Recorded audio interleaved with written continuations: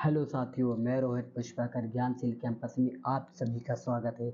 आज का हमारा सेशन रहेगा जो कि हिंदी प्रैक्टिस सेट का हमारा पहला आज जो टॉपिक हम स्टार्ट कर रहे हैं, अनेक शब्दों के लिए एक शब्द।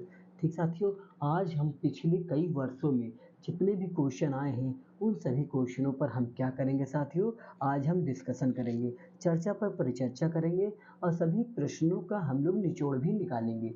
तो साथियों आइए उन हम प्रश्न को देख लेते हैं। हमारा पहला प्रश्न जो आज का है साथियों, वो कौन सा है कि जो कानून के विरुद्ध हो उपयुक्त शब्द का चयन करें। इन मतलब ऑप्शन जो दिए इनमें से हमें चयन करना है कि जो कानून के विरुद्ध हो उनके लिए एक शब्द कौन सा होगा साथियों। तो आइए देखते हैं। पहला ऑप्शन हमारा लिखा वैधानिक, दूसरा भीड़, तीसरा निरुद्ध, चौथा अवैध। तो वैधानिक का मतलब क्या होता है, जो कानूनी हो। पहला ऑप्शन क्या है, जो कानूनी हो। दूसरा ऑप्शन क्या है, भीड़। भीड़ का मतलब होता है जो जन समूह हो, जो जन समूह हो, मतलब जो जन समूह में इकट्ठे लोग हो जाते हैं लोग, उनको कहते हैं भीड़। और निरुद्ध का मतलब होता है रोकना, मतलब किसी को रोकना, वो निरुद्ध कहलाता है। और अवैध साथियों वो होता है मतलब जो गैर कानूनी हो। अवैध वो होगा जो गैर कानूनी हो। तो हमारा ऑप्शन क्या हो जाएगा साथियों, हमारा ऑप्शन हो जाएगा ऑप्शन नंबर डी। ठीक साथियों, तो हमारा ऑप्शन क्या हो जाएगा, ऑप्शन नंबर डी हो जाएगा। अब हम लोग चलते हैं नेक्स्ट क्वेश्चन पर साथियों। हमारा नेक्स्ट क्वेश्चन क्या है, कह रहा है जो स्त्री के वशीभूत हो, जो स्त्री के वशीभूत हो के लिए एक शब्द है। जो स्त्री के वशीभूत के लिए एक शब्द क्या होगा साथियों। पहला ऑप्शन हमारा है स्त्री प्रेमी, दूसरा ऑप्शन है स्त्रैण, तीसरा ऑप्शन हमारा स्त्रीयोचित, चौथा ऑप्शन है हमारा क्रियावश। तो पहला ऑप्शन हमारा जो है स्त्री प्रेमी है। स्त्री प्रेमी का मतलब होता है जो स्त्रियों से प्रेम करे। पहला ऑप्शन क्या है कि जो स्त्रियों से प्रेम करे, ये तो होगा नहीं। हमारा क्या हो जाएगा साथियों, एक मिनट हम पेंसिल को लें। जो पहला ऑप्शन हमारा क्या है, जो मतलब स्त्री प्रेमी। स्त्री प्रेमी मतलब होता है जो स्त्रियों से प्रेम करे। और दूसरा क्या है, स्त्रैण। स्त्रैण का मतलब होता है जो स्त्री के वश में हो, जो स्त्री के वश में हो उसे बोलते हैं स्त्रैण। ठीक साथियों, उसे क्या बोलते हैं, स्त्रैण बोलते हैं।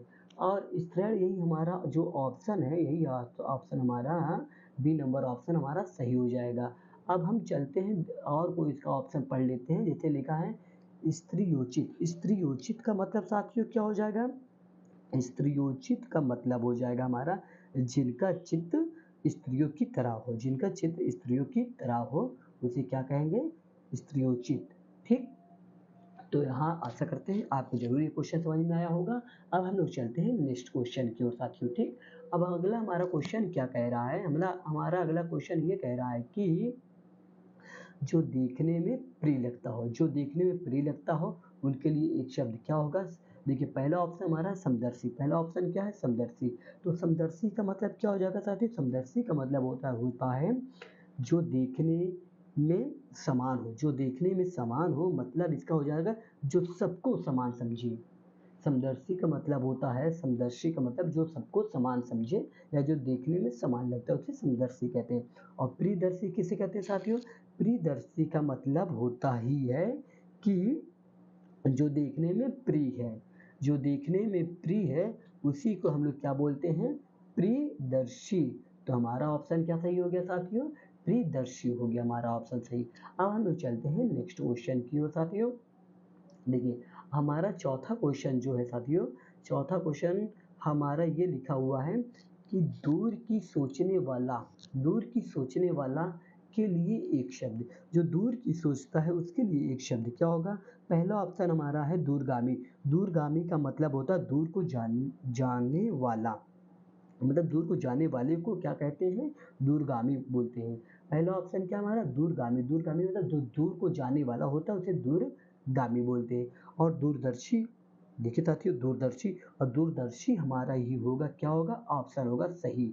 हमारा जो दूरदर्शी है, दूरदर्शी का मतलब साथियों हो जाता है दूर की सोचने वाला। जो दूर तक की बातें सोचेगा वो दूरदर्शी कहलाएगा साथियों। ठीक, अब हम लोग चलते हैं नेक्स्ट क्वेश्चन की ओर। आज का हमारा पांचवा क्वेश्चन जो है साथियों, हमारा पांचवा क्वेश्चन ये है कि जो छीड़ ना हो सके उसके लिए उपयुक्त शब्द है, जो छेड़ ना हो सके।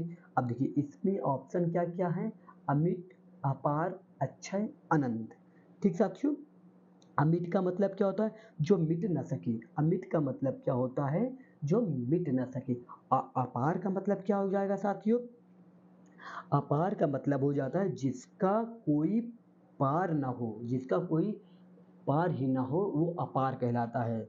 ठीक साथियों, जिसका कोई पार ना हो वो क्या कहलाएगा, अपार कहलाएगा।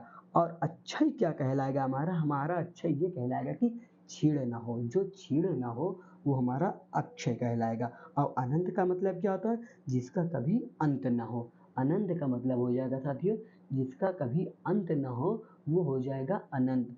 तो हमारा ऑप्शन क्या हो गया साथियों, हमारा ऑप्शन हो गया अक्षय। ठीक साथियों, तो आइए हम लोग चलते हैं नेक्स्ट क्वेश्चन की ओर। हमारा जो आज का क्वेश्चन है, क्वेश्चन नंबर जो हमारा 6 है, छठवां क्वेश्चन जो है, ये सभी क्वेश्चन जितने हैं साथियों, सभी क्वेश्चन हमारे लिए बहुत इंपॉर्टेंट है और एग्जाम में आए हुए क्वेश्चन है। ठीक साथियों, तो चलिए हम क्वेश्चन को पढ़ते हैं। लिखा हुआ है, जिसके पास कुछ ना हो उसके लिए उपयुक्त शब्द हैं। जिसके पास कुछ ना हो जिसके पास कुछ ना हो उसके लिए उपयुक्त शब्द हैं। हमारा पहला ऑप्शन क्या है, अभावग्रस्त। अभावग्रस्त जो हमारा पहला ऑप्शन है, एक मिनट हम पेंसिल को ले लें। अभावग्रस्त जो हमारा हाँ, अभावग्रस्त जो हमारा ऑप्शन है, अभावग्रस्त का मतलब होता है जो अभावों से पीड़ित हो। जो अभावों से पीड़ित होगा साथियों, वो होगा अभावग्रस्त। और अकिंचन, अकिंचन का मतलब क्या होता है, अकिंचन का मतलब होता है जिसके पास कुछ ना हो। अकिंचन का मतलब होता है जिसके पास कुछ ना हो सके, जिसके पास कुछ ना हो वो होता है अकिंचन। और दीनहीन, दीनहीन का मतलब होता है दुखी, गरीब, जो बेचारे होते हैं, जो दुखी टाइप के होते हैं, गरीब होते हैं, उन्हें बोलते हैं दुखीहीन। और साथियों एक दिया हुआ है महादीन। ये महादीन क्या होगा, महादीन का मतलब होता है जो दुखियों से भी दुखी हो, जो मतलब जो गरीबों से भी गरीब, बदतर, एकदम बहुत ज़्यादा बेचारा लाचार है, गरीबों से वो क्या बोलते हैं, महादीन बोलते हैं। ठीक साथियों, तो हमारा ऑप्शन क्या सही हो जाएगा, हमारा ऑप्शन सही होगा अकिंचन। ठीक साथियों, हमारा ऑप्शन क्या हो जाएगा सही, अकिंचन सही हो जाएगा। ठीक, तो आइए हम लोग चलते हैं नेक्स्ट क्वेश्चन की ओर। अब हमारा नेक्स्ट क्वेश्चन जो अगला क्वेश्चन है हमारा, हम उससे पढ़ते, कह रहा है तैरने की इच्छा को कहते हैं। तैरने की इच्छा को क्या कहते हैं साथियों, तैरने की इच्छा को देखिए पहला ऑप्शन क्या है, तरणेच्छा, तितिर्षा, संतरणेच्छा या जलावतरणेच्छा। तो हमारे यहाँ से क्या देखिए, पहली बात तो हमारे यहाँ से ऑप्शन क्या हो जाएगा, तितिर्षा। ठीक, हमारा ऑप्शन क्या सही हो जाएगा, तितिर्षा होगा साथियों। ठीक, आइए हम ले लेते हैं तितिर्षा को। हमारा तितिर्षा का मतलब होता है जो तैरने की इच्छा रखते हैं उन्हें तितिर्षा कहते हैं। ठीक साथियों, आइए नेक्स्ट क्वेश्चन की ओर चलते हैं। आठवां क्वेश्चन, हमारा आठवां क्वेश्चन क्या है साथियों, हम उन पर भी डिस्कस कर लेते हैं। हमारा आठवां क्वेश्चन जो साथियों है, लिखा है जो किए गए उपकारों को मानता हो, जो किए गए उपकारों को मानता हो के लिए एक शब्द लिखिए। पहला है कृतज्ञ, दूसरा है कृतज्ञ, चौथा है कृतकार्य, और तीसरा जो था वो है कृतकार्य, और चौथा जो है वो है अज्ञ। तो साथियों हम लोग देखते हैं, हमारा जो पहला ऑप्शन है वो लिखा है कृतज्ञ। कृतज्ञ मतलब होता है जो कृतज्ञ, ये जो कृतज्ञ दिया है साथियों, इसका मतलब होता है जो किसी कार्य, जो मतलब जो किसी का आकार या उपकार न मानने वाला हो, मतलब जो किसी का उपकार न माने उसे बोलते हैं कृतज्ञ। ठीक, जो किसी का उपकार ही न माने उसे बोलते हैं कृतज्ञ। और ये जो कृतज्ञ लिखा है इसका मतलब क्या हो जाएगा, कृतज्ञ मतलब होता है हो जाता है जो किसी का उपकार माने, जो किसी का, जब जो हर किसी का उपकार मानते हैं उसे बोलते हैं कृतज्ञ। और सी नंबर जो हमारा जो लिखा है कृतिकारी, कृतिकारी का मतलब होता है साथियों जो किसी कार्य को करने वाला है, मतलब जो किसी कार्य को करता है उसे कृतिकार बोलते हैं। और जो चौथा ऑप्शन हमारा लिखा है अज्ञ, अज्ञ का मतलब होता है जो कुछ न जानता हो। अज्ञ का मतलब होता है जो कुछ न जानता हो, और कृतकार का मतलब जो किसी कार्य को करता है। ठीक साथियों, तो इसमें से हमारा ऑप्शन क्या सही हो जाएगा, हमारा यहाँ से ऑप्शन सही हो जाएगा। हमारा ऑप्शन कौन सा सही हो जाएगा, हमारा ऑप्शन जो सही होगा साथियों वो रहेगा बी नंबर का। वो हमारा ऑप्शन रहेगा बी नंबर का साथियों। ठीक, आज का अब हमारा 9वां क्वेश्चन जो साथियों है, और साथियों अगर आपको हमारे पीडीएफ और हमारे चैनल के जितने भी क्लास चलते हैं हमारे यूट्यूब चैनल के, आपको जितने भी सारे पीडीएफ चाहिए, पीडीएफ लेने के लिए भी लास्ट में आपको नंबर मेंशन कर दूंगा डिस्क्रिप्शन बॉक्स में। उस नंबर पे आप मैसेज करिए, मैसेज करने के बाद आपको एक चैनल से जोड़ दिया जाएगा। या तो हमारे ज्ञानशील कैंपस को व्हाट्सएप चैनल को सर्च करिए, ज्ञानशील कैंपस को सर्च करेंगे, वो पब्लिक चैनल है। उसी में जब आप सर्च करेंगे उस पर आपको हमारा ग्रुप मिल जाएगा, उस ग्रुप पे आप फॉलो करिए, उसके बाद वहाँ से आपको पीडीएफ भी प्रोवाइड हो जाएगी साथियों। आइए हम देख लेते हैं हमारा 9वां क्वेश्चन क्या है। लिखा है उच्च कुल में पैदा व्यक्ति, उच्च कुल में जो पैदा होते हैं व्यक्ति उन्हें क्या कहते हैं, मतलब उनके लिए एक शब्द क्या होगा, क्या धनी होगा, क्या सर्व होगा, क्या श्रेष्ठ होगा, क्या कुलीन होगा। तो साथियों क्या होगा, इसको देखिए, आइए हम लोग देख लेते हैं। हमारा पहला ऑप्शन क्या है, धनी। धनी तो हो नहीं सकता, क्योंकि जिसके पास बहुत पैसा हो या जिसके पास बहुत धन हो उसे धनी बोलते हैं। जिसके पास पैसा है वो उच्च कुल में पैदा हो, ऐसा नहीं हो सकता। जो गरीब घर में भी पैदा होते हैं उनके भी पास भी पैसे होते हैं। तो उच्च कुल में पैदा व्यक्ति धनी नहीं हो सकता है, ऐसा नहीं कहा जा सकता। ठीक साथियों। और श्रवण, श्रवण का क्या हो जाएगा, ऊंची जाति। श्रवण मतलब होता है ऊंची जाति, जनरल कास्ट में आते हैं उन्हें ऊंची जाति बोली जाती है, जो श्रवण होते हैं। हमें भी एग्जाम देखिए कैटेगरी वाइज हमें भी बांटा जाता है। हम कोई फॉर्म भरते हैं उसमें आता है ना SC ST OBC जनरल, तो उसी वजह से श्रवण जो होते हैं वो ऊंची जाति वाले होते हैं। वो ऊंची उच्च कुल में जन्म ले ऐसा कुछ नहीं है। और जो उसके लिए एक शब्द होता है। और देखिए श्रेष्ठ, श्रेष्ठ का मतलब भाई या तो आप जानते हैं, मतलब जो किसी में बड़ा हो, जो हर चीज में किसी न किसी चीज में बड़ा हो उन्हें बोलते हैं श्रेष्ठ। ठीक। और चौथा ऑप्शन हमारा क्या है, चौथा ऑप्शन हमारा साथियों दिया है कि कुलीन। कुलीन का ही मतलब होता है जो उच्च कुल में पैदा होता है उसे बोलते हैं कुलीन। कुलीन को ही बोलते हैं जो उच्च कुल में पैदा हो साथियों, उसे कुलीन कहते हैं। ठीक। तो आज का हमारा लास्ट क्वेश्चन और बहुत जबरदस्त क्वेश्चन साथियों, बहुत प्यारा क्वेश्चन। आइए हम इस क्वेश्चन को पढ़ लेते हैं। लिखा है राज्य द्वारा निकाला गया आधिकारिक आदेश, राज्य द्वारा निकाला गया आधिकारिक आदेश वाक्यांश के लिए एक शब्द है।